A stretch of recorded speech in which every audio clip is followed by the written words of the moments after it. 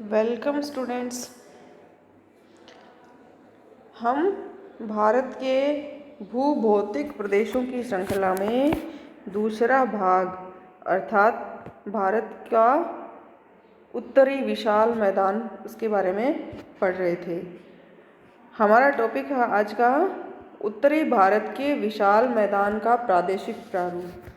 पिछले वीडियो में हम इसके दो विभाग राजस्थान का मैदान और पंजाब हरियाणा का मैदान उनके बारे में अध्ययन कर चुके हैं।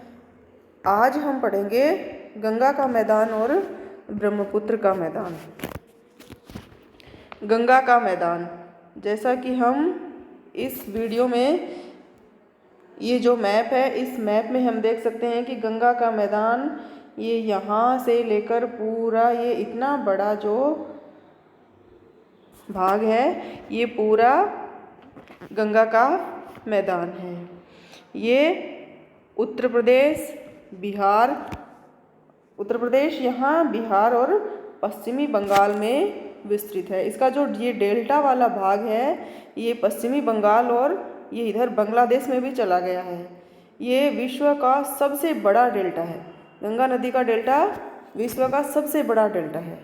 इसका निर्माण हिमालय से निकलने वाली और दक्षिणी पठार से निकलने वाली जो नदियां हैं उनकी निक्षेप क्रिया से हुआ है। जैसे हिमालय से निकलने वाली नदियां गंगा और उसकी सहायक जैसे यमुना, गोमती, घाघरा, गंडक, कोसी इत्यादि। इसी तरह जो दक्षिणी पठार है उससे निकलने वाली नदियों में चंबल, बेतवा, केन, सोन, इन नदियों में भी इस मैदान के निर्माण में अपना योगदान दिया है। इस संपूर्ण मैदान का सामान्य ढाल किधर है? पूर्व और दक्षिण पूर्व की तरफ है।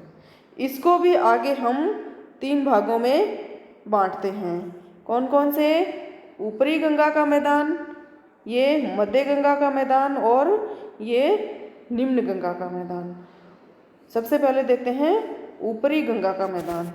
ऊपरी गंगा का मैदान मतलब गंगा नदी हिमालय से उतरकर जहाँ मैदान का निर्माण करना प्रारंभ करती है वो वाला भाग गंगा का ऊपरी मैदान कहलाता है या ऊपरी गंगा का मैदान कहते हैं इसको। इसकी सीमा उत्तर में शिवालिक पहाड़ियाँ, ये उत्तर में शिवालिक पहाड़ियाँ, ये वाला जो ये है ये पार्ट इसको बोलते हैं ऊपरी गंगा का मैदान। इसमें उत्तर में शिवालिक पहाड़ियाँ, दक्षिण में है प्रायद्वीपीय पठार और पूर्व में है यमुना नदी, पश्चिम में यमुना नदी और पूर्व में इसकी जो सीमा है वो विवादास्पद है। इसमें विद्वानों में मतभेद है इसको लेकर। तो जो एक वैज्ञानिक थे डडले स्टाम्प, उन्होंने क्या किया, जो 100 सेंटीमीटर समवर्षा रेखा थी उस 100 सेंटीमीटर समवर्षा रेखा को ऊपरी गंगा के मैदान का पूर्वी भाग, उसकी पूर्वी सीमा माना है। परंतु कुछ अन्य विद्वान हैं जो कि समवर्षा रेखा को नहीं बल्कि समोच्च रेखा को, समान ऊंचाई वाली रेखा 100 मीटर वाली, 100 मीटर की समुद्र तल से ऊंचाई वाली जो समोच्च रेखा है उसको इस ऊपरी गंगा मैदान की पूर्वी सीमा माना है। यह मैदान उत्तर प्रदेश के 2/3 भाग को घेरे हुए है। ये पूर्व पश्चिम दिशा में इसकी लंबाई 380 किलोमीटर पूर्व पश्चिम दिशा में और उत्तर दक्षिण दिशा में इसकी लंबाई 550 किलोमीटर है। इसका क्षेत्रफल 1.49 लाख वर्ग किलोमीटर है। ये मैदान बना किससे है? क्योंकि गंगा का मैदान पूरा ही हिमालय से और प्रायद्वीपीय पठार से निकलने वाली नदियों से बना है, जिसमें से ऊपरी गंगा का जो मैदान है उसको बनाने में किन नदियों का योगदान है? यमुना, रामगंगा, शारदा, गोमती, घाघरा आदि। ये मैदान समुद्र तल से 100 से लेकर 300 मीटर तक ऊंचा है। इसका उत्तर में ढाल अपेक्षाकृत तीव्र है और दक्षिण में इसका ढाल कुछ कम हो जाता है। और इस मैदान के पश्चिम में, इधर पश्चिम वाले भाग में गंगा यमुना दोआब है। यहाँ गंगा और यमुना, ये यहाँ यमुना नदी और इधर गंगा नदी, तो इनका मध्य का क्षेत्र गंगा यमुना दोआब है, जो कि अपेक्षाकृत उच्च भाग है। इसका अन्य भाग है उससे वो अपेक्षाकृत ऊंचा है। इस दोआब के पूर्व में, ये जो गंगा यमुना दोआब है, इसके पूर्व में इधर यहाँ रोहेलखंड का मैदान है, जो कि 35,000 वर्ग किलोमीटर क्षेत्र में फैला हुआ है। इसका ढाल दक्षिण पूर्व दिशा में, इस साइड में इसका ढाल है, जो कि रामगंगा, शारदा, गोमती इन नदियों की प्रवाह दिशा से स्पष्ट है। रुहेलखंड के पूर्व में अवध का मैदान है। अवध के मैदान में बहने वाली मुख्य नदी कौन सी है? घाघरा नदी है। अन्य नदी गोमती है। इसकी धारा कुछ मंद है। वास्तव में इस संपूर्ण प्रदेश की ढाल ही मंद है, इसीलिए ये मैदान है। उत्तरी विशाल मैदान के बारे में पढ़ते टाइम हमने पढ़ा था कि पूरे मैदान का ढाल ही निम्न है, कम ढाल वाला लगभग सपाट मैदान है, तो इस पूरे ऊपरी गंगा मैदान का ढाल भी निम्न है या मंद है। इसका उत्तर में अपेक्षाकृत ढाल कुछ तीव्र है और दक्षिण में और कम हो जाता है। अब अपना अगला भाग है मध्य गंगा का मैदान। ये यहाँ से ये वाला भाग, ये मध्य गंगा का मैदान है।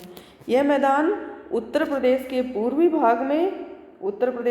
भाग में और बिहार, पूरा बिहार लगभग में 1.45 लाख वर्ग किलोमीटर क्षेत्रफल पर फैला हुआ है।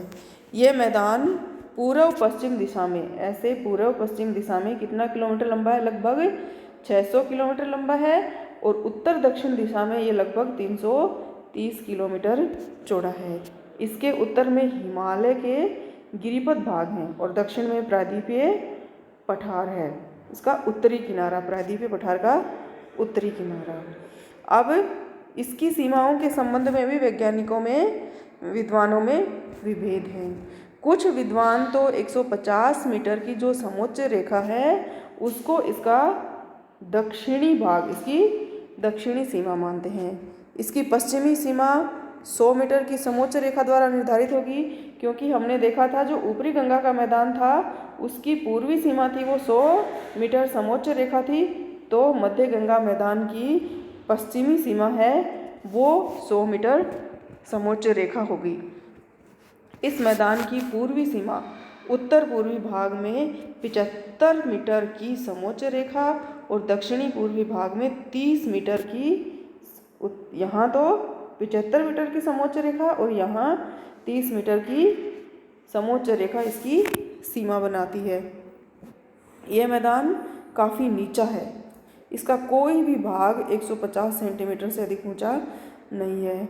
इसमें नदियाँ कौन कौन सी हैं? घाघरा, गंडक, कोसी इत्यादि, जो कि गंगा नदी की सहायक नदियाँ हैं, इनके निक्षेप क्रिया से ये मैदान बना है, मध्य गंगा का मैदान। यहाँ पर बहने वाली सभी नदियाँ, क्योंकि इसका ढाल अति निम्न है, इसलिए यहाँ बहने वाली अधिकांश नदियाँ हैं वो अपना मार्ग परिवर्तित करती रहती हैं, अपना मार्ग बदलती रहती हैं, इसलिए यहाँ हमेशा बाढ़ का खतरा बना रहता है। मार्ग बदलेंगी तो नए भूमि पर से बहेंगी, नई जगह से बहेंगी, तो वहाँ पानी भरने से वहाँ बाढ़ का खतरा पैदा हो जाएगा। इसमें इस संदर्भ में, बाढ़ के संदर्भ में कोसी नदी बहुत ही कुख्यात है।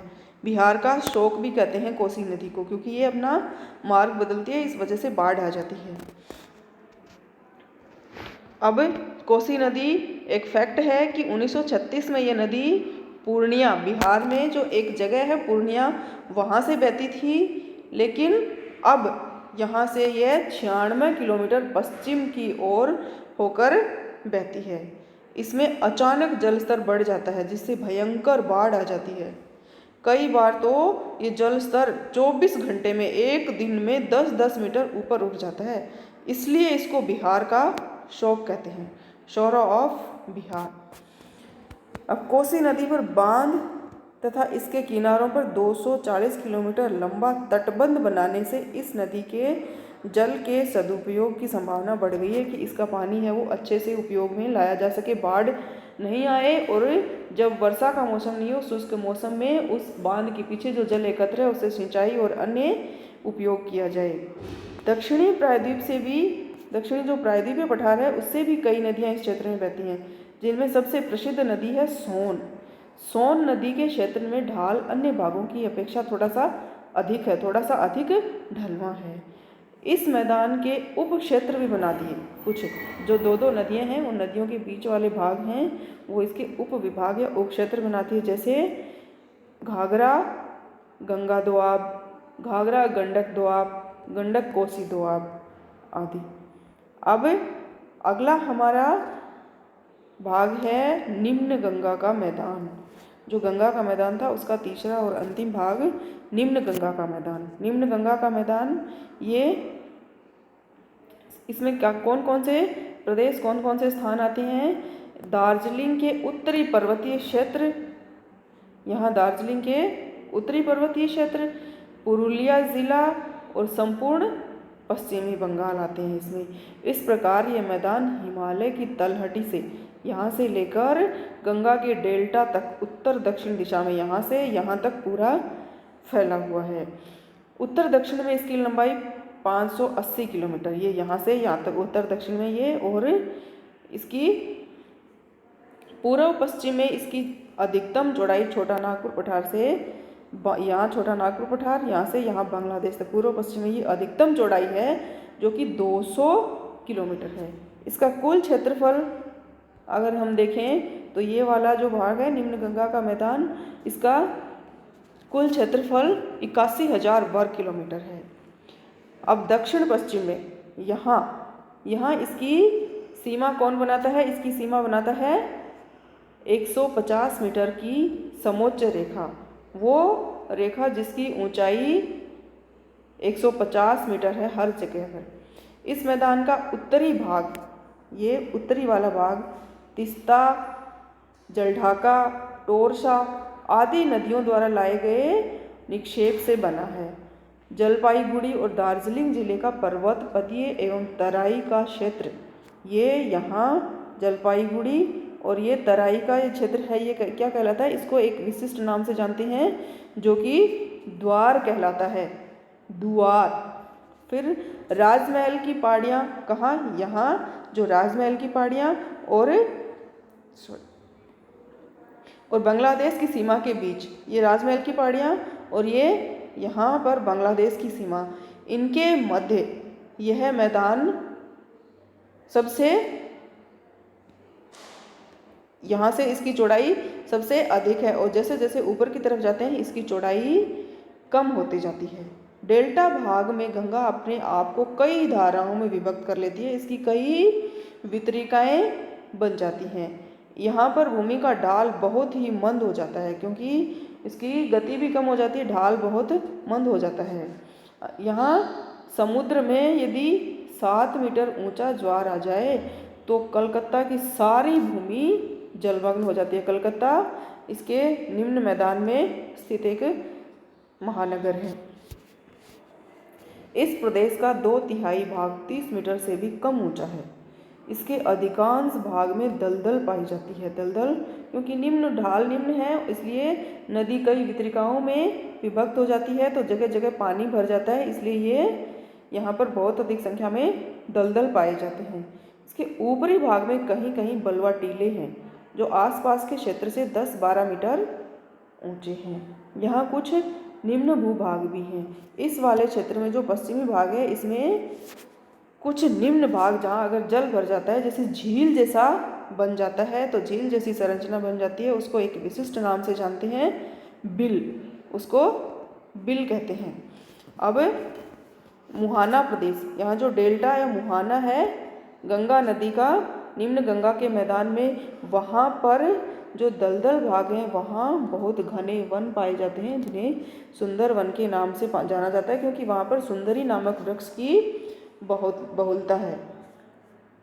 तो इस प्रकार ये हमारा गंगा का मैदान पूरा हुआ। अब उत्तर के विशाल मैदान का चौथा और अंतिम भाग है ब्रह्मपुत्र का मैदान।